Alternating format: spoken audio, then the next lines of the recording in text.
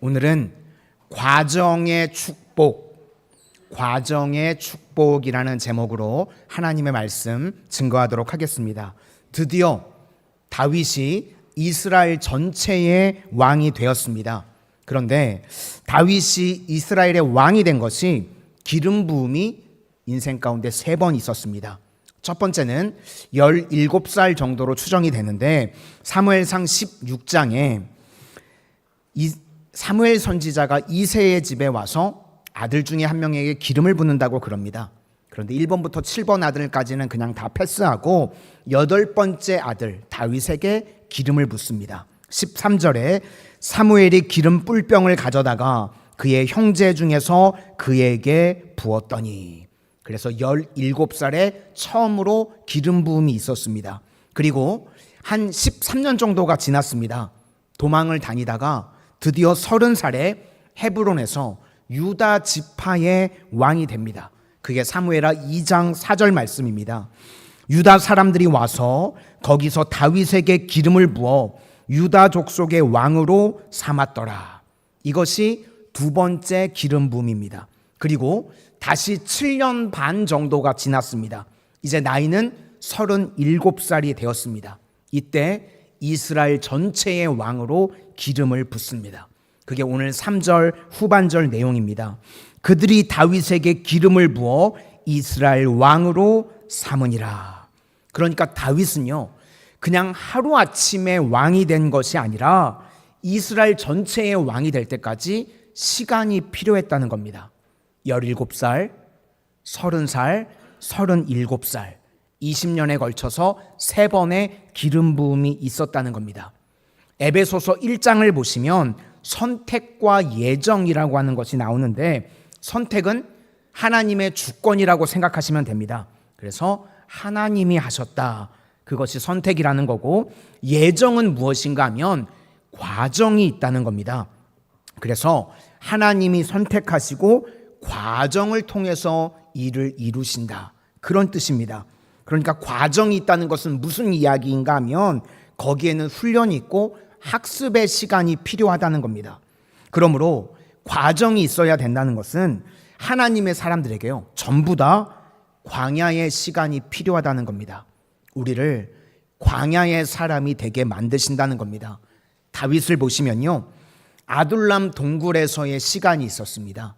그리고 또 시글락에서의 시간이 있었습니다.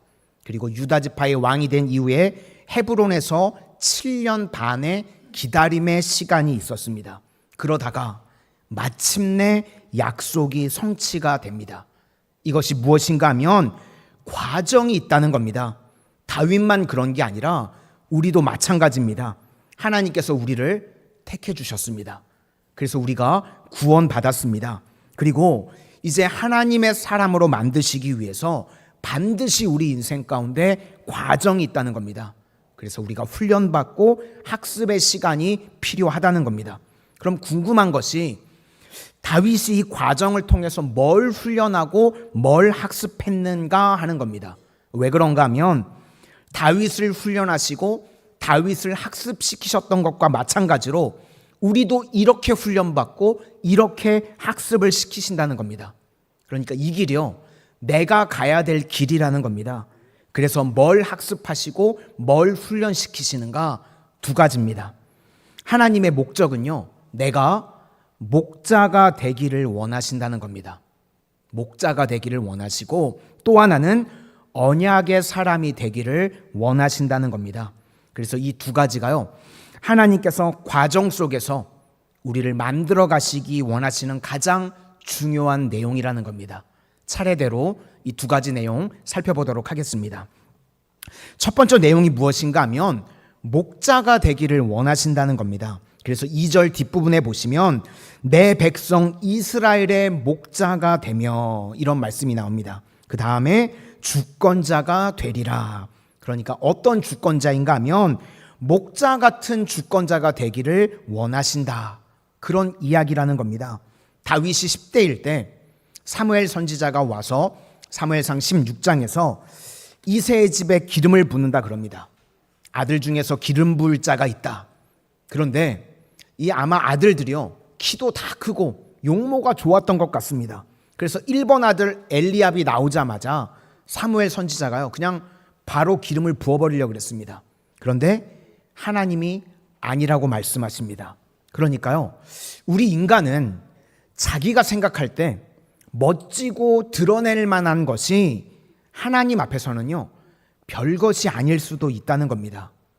우리는 주로 뭘 자랑하고 싶은가 하면 외모 자랑하고 돈 자랑하고 학벌 자랑하고 그러는데, 하나님 앞에서는요, 그게 생각보다 힘이 없을 수 있다는 겁니다. 그래서 인간적인 시각으로 보면 아무것도 아닌 것 같은데, 또 아들이 없냐 그랬더니 아직 막내가 남았는데 그는 양을 지키나이다 그랬습니다. 당시 기준으로 볼 때요, 양을 지키는 건 허드렛 일입니다.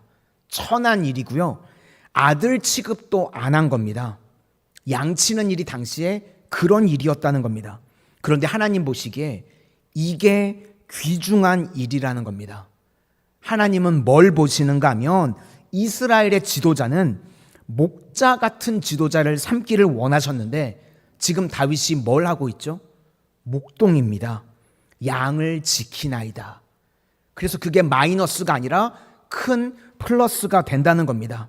우리가요, 하나님 앞에 쓰임 받을 때 나의 화려함이나 나의 능력이 아니라 나의 부족함과 나의 연약함을 사용하신다는 겁니다. 바울도 보시면 육체에 가시가 있는데 뭐라고 말씀하십니까? 내 은혜가 내게 족하다. 그것을 통해서요, 하나님의 능력이 머물게 되니까 일은 하나님이 다 하십니다. 그러니까 우리가 생각하는 것과 너무너무 다르다는 겁니다. 우리는 튼튼한 사람을 쓸 것 같은데 하나님은 가시가 있는 사람을 사용하신다는 겁니다.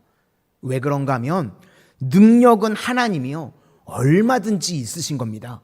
고린도후서 4장 7절 말씀에 심히 큰 능력은 하나님께 있고 우리에게 있지 아니함을 알게 하려 함이라.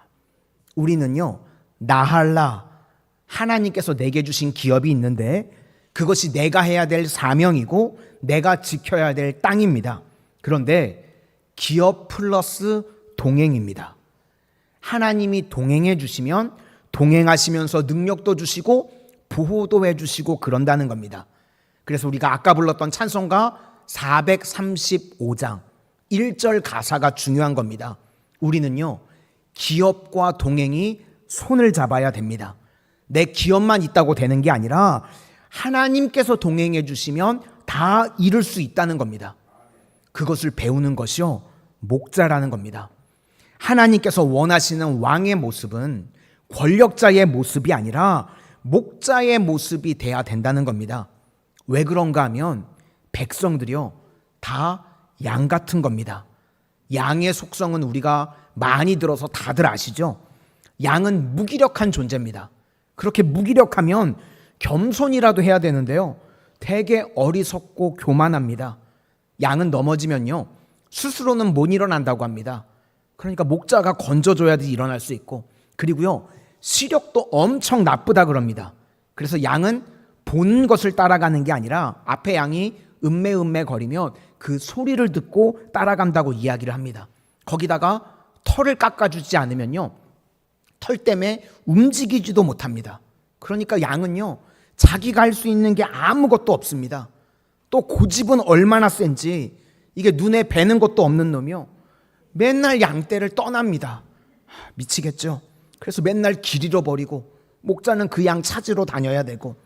그러므로 만약에 이스라엘의 지도자가 권력자의 모습을 가지고 있다 그러면 백성은 양입니다.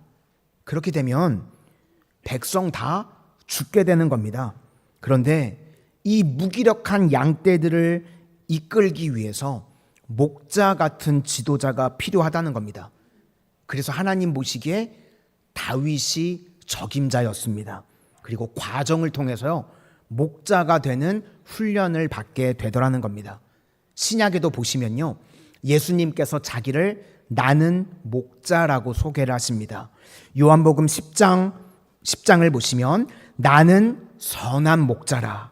선한 목자는 양을 위하여 목숨을 버리거니와. 대비가 되는 것이 삭군입니다. 삭군의 특징은 양도 양이 아니기 때문에 이리가 오면 도망간다는 겁니다. 그러니까 삭군은요, 양들의 생명이 아니라 자기 생명이 중요하고 양의 유익이 아니라 자기 유익이 귀한 겁니다. 이러면 안 된다는 겁니다. 그런데 예수님은요, 양들을 위해서 목숨까지도 버리시는 선한 목자라는 겁니다. 이런 예수님의 모습을 다윗이 훈련받게 되더라는 겁니다. 그러므로 하나님 앞에서요, 우리가 무엇을 훈련받고 무엇을 학습해야 되는가? 목자다움을 학습해야 된다는 겁니다. 헤브론에서 7년 동안을 기다리고 있었습니다. 유다의 왕이니까요, 보통 사람 같으면 나라 전체를 통일하기 위해서 전쟁을 일으키거나 아니면 여러 가지 술수나 음모를 꾸미거나 그래야 됩니다. 그래야 적이 약해지죠. 그런데 다윗은요, 그런 게 없습니다. 하나님이 기다리라고 하시니까요, 그냥 기다립니다. 그리고 다윗이 했던 일들은 품어주고 세워주고 그런 일들만 열심히 합니다.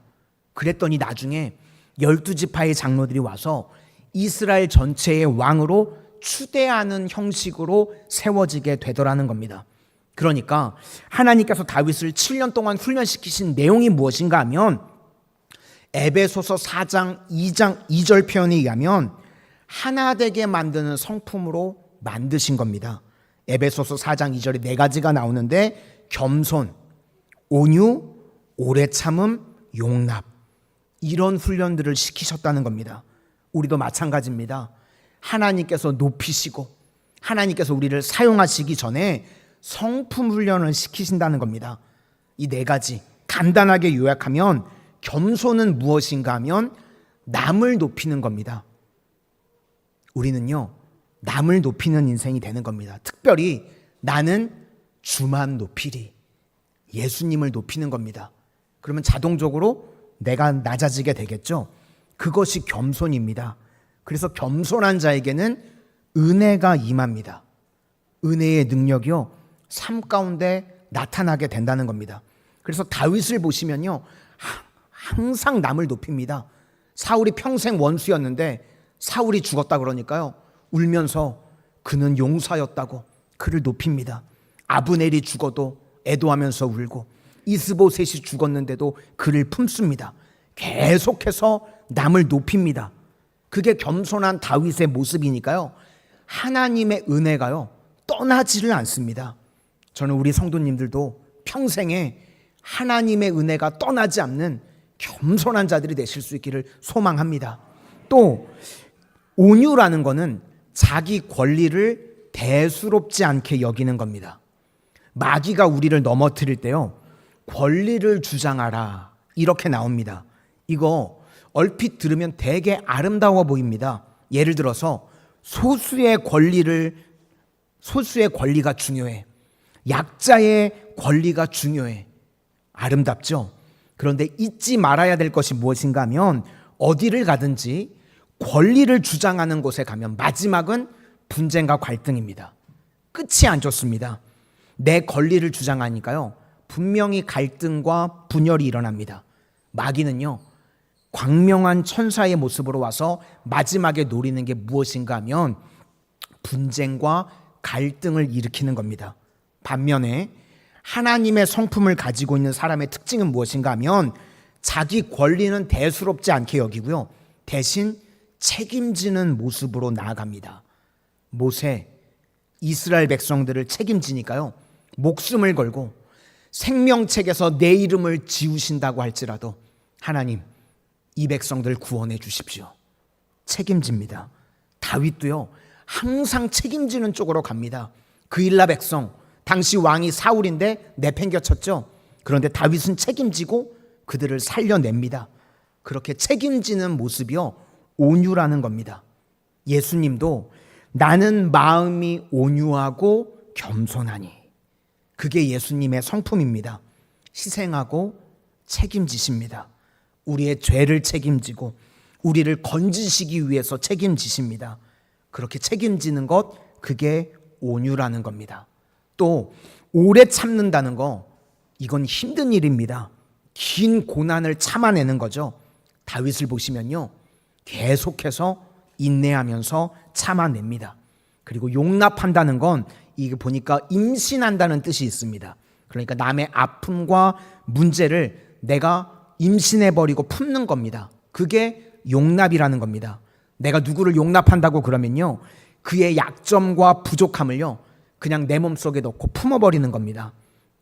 다윗의 모습을 보시면 상대방의 약점을 가지고요 정죄하거나 공격하지 않습니다. 항상 그냥 품어줍니다. 그래서 광야의 기간 동안에 이런 성품으로 다윗이 변화가 되더라는 겁니다. 그래서 상대방에 대해서 정죄의 대상이 아니라 그를 양으로 여기고 품는 겁니다. 그게 목자라는 겁니다. 옛날에요, 원님 재판이라는 이야기가 있습니다. 어떤 두 사람이요 계속해서 만나기만 하면 싸우는 겁니다. 하도 싸워서 판결을 내달라고 이제 원님에게 찾아왔습니다. 그래서 원님이 묻습니다. 너희들 왜 싸우냐? 그랬더니 한 녀석이 47에 27 그러는 겁니다. 그리고 또 한 명은 47에 28 그러더라는 겁니다. 그래서 47에 27하고 47에 28하고요 계속 싸우는 겁니다. 원님이 한심해서 47에 27한테 물었답니다. 정말 4 곱하기 7이 27이니? 그랬더니 확신을 하면서 맞다고, 47에 27이라고. 그랬더니 원님이 측은한 눈빛으로 쳐다보면서 야 저거 그냥 풀어줘라. 그래서 보냈답니다. 그랬더니 옆에 있던 47에 28이 펄펄 뛰면서 저놈 틀렸는데 왜 내보내냐고. 그랬더니 47에 28을 잡아다가 곤장을 치더랍니다. 그 정답을 가지고 있는 사람이 너무 억울해서 곤장을 맞고 나와서 도저히 갈 수가 없어서 원님에게 묻습니다. 원님, 47에 28이잖아요. 그죠? 47에 28이잖아요. 왜 틀린 놈을 풀어주고 왜 저를 때리셨습니까? 그랬더니 47에 27이라고 우기는 놈하고 싸우는 네가 더 나쁘다. 47에 27은 내가 아무리 봐도 걔는 변화 안 돼. 오히려 때리면 맛이 더 가서 47에 26이라고 그럴 놈이야. 그런데 너는 47에 28인데 그래서 좀 맞으면 47에 27이랑 안 싸울 것 같아서 곤장을 쳤다는 겁니다. 무슨 이야기인가 하면 47에 27은요 그거랑 싸울 일이 아니라 품어줄 일이라는 겁니다. 우리가요 10,000명한테 물어봐서 47에 27이라고 그러는 사람이 10,000명 중에 몇 명이나 되겠습니까? 그럼 그 사람이요 불쌍한 사람입니다. 그럼 그 사람은 싸울 일이 아니라요 품어주고 그가 성장할 때까지 기다려주는 겁니다. 다윗은요 항상 하나님의 말씀을 붙들었기 때문에 옳았습니다. 그래서 47에 27들이 인생 가운데 있었는데 그들 얘기 듣고 품어주는 쪽으로 가지 공격하는 게 없습니다. 제가 볼 때는요 요압도 47에 27이었습니다. 푼수였습니다. 아브넬도 47에 27이었고요. 이스보셋도 47에 27이었습니다. 그런데 싸우지 않죠. 다 품어줍니다. 그래서 우리도요 원님한테 곤장 좀 맞아야 됩니다. 다 정답이라고 그럽니다. 내가 뭘 틀렸냐고. 맞습니다. 그런데 하나님이요 우리를 뭐로 부르셨는가 하면 목자로 부르셨습니다. 그런데 우리가 많은 순간 목자가 아닙니다. 양은요 틀리고 양은 못 듣고 양은 넘어지고 그래서 그 양들을 저 양들 한심해 그거 하자고 우리를 목자로 부른 것이 아니라 그 한심한 양들 건져내고 일으켜 세워주라고 우리를 목자로 부르셨다는 겁니다. 우리 성도님들 선한 목자 되실 수 있기를 소망합니다. 그것이 주님께서 우리를 훈련 과정 가운데 또 학습 과정 가운데 세우신 이유라는 겁니다. 그러면 하나님의 축복의 통로가 되기만 하면 하나님께서 우리 인생 가운데 승리를 주시고 일으켜 세워 주실 것입니다. 우리 성도님들 다 선한 목자 되시기를 소망합니다. 47에 27 쳐다보지 마세요. 옆에 사람 괜히 또 저거 47에 27이라고 오해하면 안 되니까 47에 27과 싸우지 마시고 그들을 품어주고 일으켜 세울 수 있는 선한 목자 다윗과 같은 인생들 되시기를 축원합니다. 또 한 가지는 뭘 훈련시키셨는가 하면 언약의 사람이 되는 것을 훈련시키셨다는 겁니다. 3절 중간에 보시면 여호와 앞에 그들과 언약을 맺음에, 언약을 맺는 것을 통해서 이스라엘의 왕이 됐다는 겁니다. 언약이라는 게 히브리 단어로 베리트라는 단어입니다. 언약을 맺는다라는 단어가 카라트인데 카라트의 원래 뜻은 자르다, 쪼개다 그런 뜻입니다. 카라트에서 뭐가 나왔는가 하면 우리 성도님들 다이아몬드 반지 크기를 잴 때 뭐라 그러시죠? 어떻게 이렇게 잘하세요? 저는 구경을 해본 적이 없어서 1캐럿, 2캐럿 그러죠. 그게 카라트입니다. 영어로 K-A-R-A-T 그냥 그대로 읽으면 카라트. 히브리어입니다. 까톡 아니고 까톡 아니고 카라트. 쪼개다, 자르다. 그걸 영어로 발음해서 캐럿 그렇게 이야기를 하는 겁니다. 그러면 여자분들에게 반지를 끼워주는 이유가 무엇인가? 약속을 어기면 너 쪼개버린다? 무섭죠? 반지 준다고 넙죽넙죽 받으시면 안 돼요. 원래 반지 낄 때 뜻이요. 반지를 끼고 너 약속 어기면 쪼개버린다는 뜻이 있는 겁니다. 그래서 반지 함부로 끼시면 안 돼요. 캐럿이요. 쪼갠다는 겁니다. 이게 처음 나온 게 창세기 15장에 나옵니다. 창세기 15장을 언약장이라고 그러죠. 하나님이 아브라함을 부르셔서 아브라함과 하나님이 언약을 맺습니다. 재물들을 가지고 오라 그래서 재물을 다 반으로 쪼갭니다. 카라트. 쪼개서 양쪽으로 놔두고 고대 근동에서는요. 어떻게 하는가 하면 약속을 하는 두 사람이 그 쪼개진 재물 사이를 함께 걸어갑니다.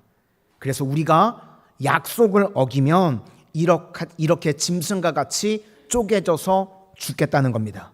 그러니까 언약을 지킬 때 목숨을 걸고 지키는 겁니다. 그래서 카라트 베리트, 언약을 맺어. 그런데 창세기를 보니까요. 횃불이 그냥 지나가 버립니다. 하나님이 홀로 지나가신 겁니다. 무슨 뜻인가 하면 아브라함은요. 언약을 맺을 능력이 안 되는 겁니다. 언약을 지킬 수 있는 능력이 안 되는 겁니다. 우리는요. 하나님의 약속을 지킬 수 있는 능력이 없습니다. 그런데 하나님께서요. 하나님의 열심으로 이거는 내가 나한테 하는 언약이야. 그래서 횃불로 지나가 버리십니다.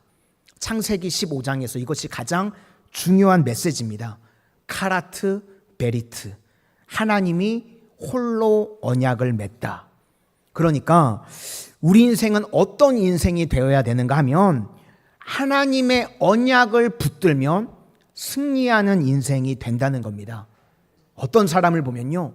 열심도 있고 노력도 하고 그런데 그거 백날 해봐야 언약의 기초가 없으면요. 그거 다 헛짓이라는 겁니다.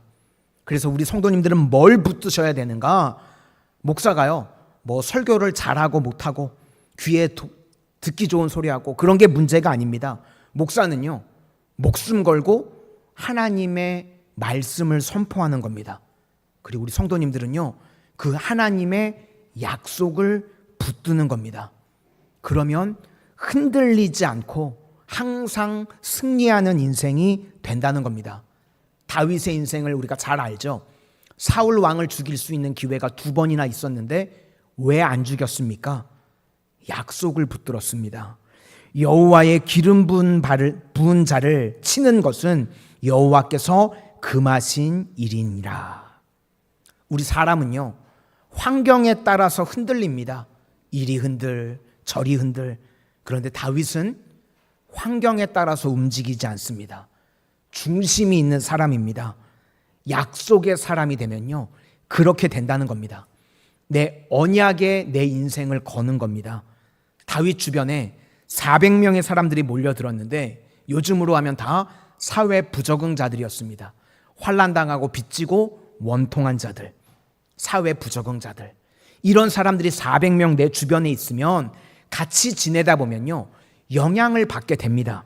그런데 묘한 것이 무엇인가 하면 다윗은 한 사람밖에 없고 400명이 다 사회 부적응자들이었는데 다 하나같이 다윗처럼 변화가 됩니다.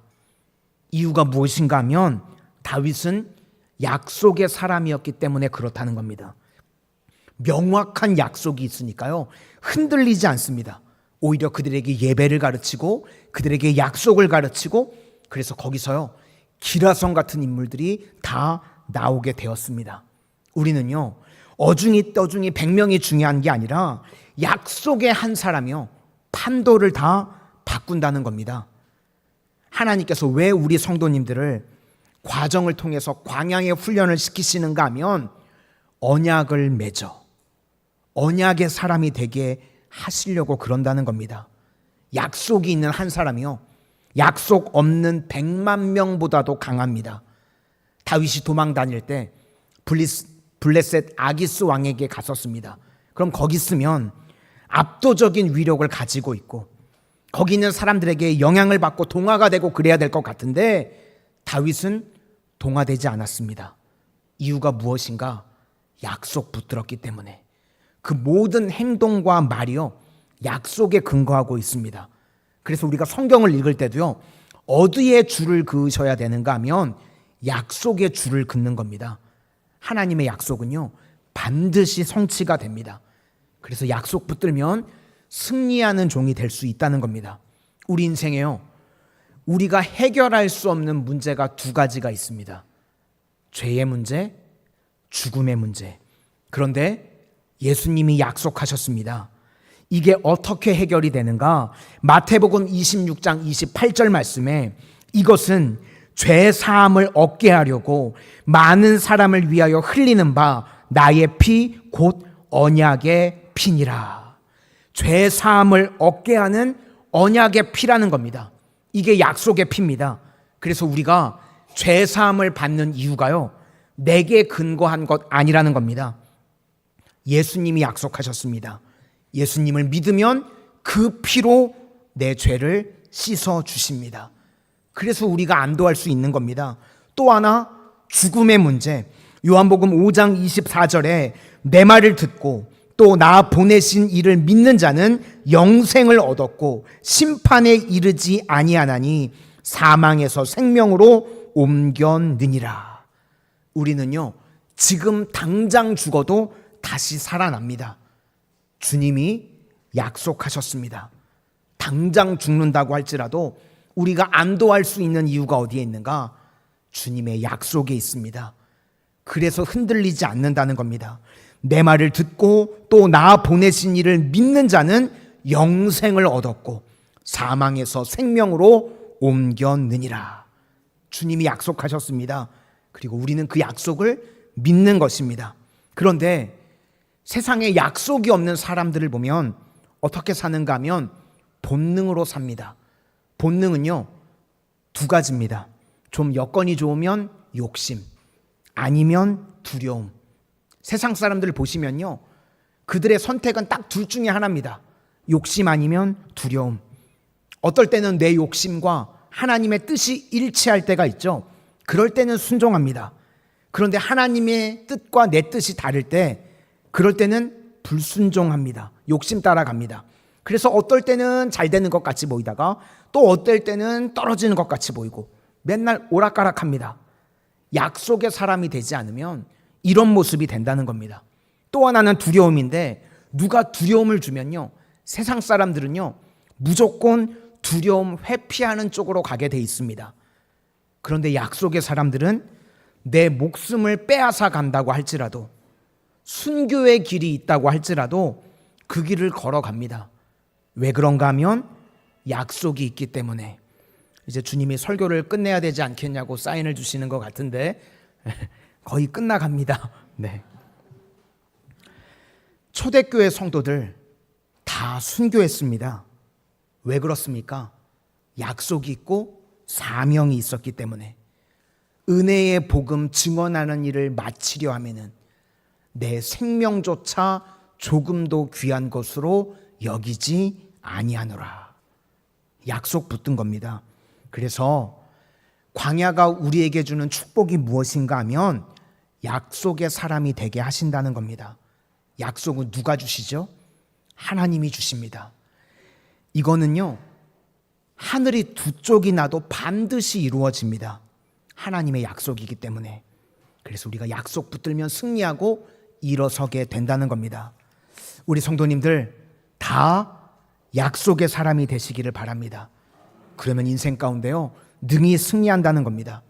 오늘 나머지 뒷부분은 읽지도 않았는데 약속 붙들고 나가니까요, 예루살렘 성도 얻게 되고 이제 명성도 얻게 되고, 나중에 블레셋이 원래는 이스라엘의 크나큰 대적인데 다윗이 왕이 되고 난 다음에는요, 희한하죠. 블레셋이요, 쪽도 못 씁니다. 그냥 블레셋이란 이름이요, 쑥 들어갑니다. 양동이에 들어있는 물이 블레셋의 세력이라고 하는데 그 물을 그냥 확 뿌려서 다 흩어버리셨다는 겁니다.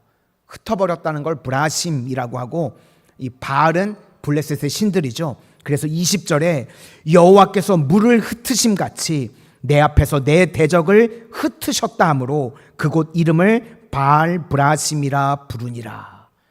하나님께서 다윗에게 이런 엄청난 승리를 주셨다는 겁니다. 언제인가 하면 언약의 사람이 될 때, 목자가 될 때, 좋은 결과는요, 하나님이요, 구하지 않아도 그냥 다윗에게요, 막 부어주셨습니다. 이게 중요한 게 아니라는 거죠. 핵심은 우리 성도님들도 목자 되실 수 있기를 바랍니다. 그리고 히브리어로 카라트 베리트, 언약의 사람이 되실 수 있기를 바랍니다. 그러면 다윗과 같이 높여주시고 부귀와 영광 모든 것은요, 그냥 하나님이 저절로 우리 인생 가운데 부어주신다는 겁니다. 우리 성도님들 4.7의 27장은 싸우지 마시기 바랍니다. 네. 목자 되는 겁니다. 품어주고요, 네. 목자들을 섬겨줄 수 있는 그런 좋은 다윗과 같은 목자 되시고 언약의 사람 되셔서 약속은 반드시 성취됩니다. 내 인생 가운데 성취되는 은혜를 누리는 인생들 다 되시기를 주의 이름으로 축원합니다. 우리 말씀 앞에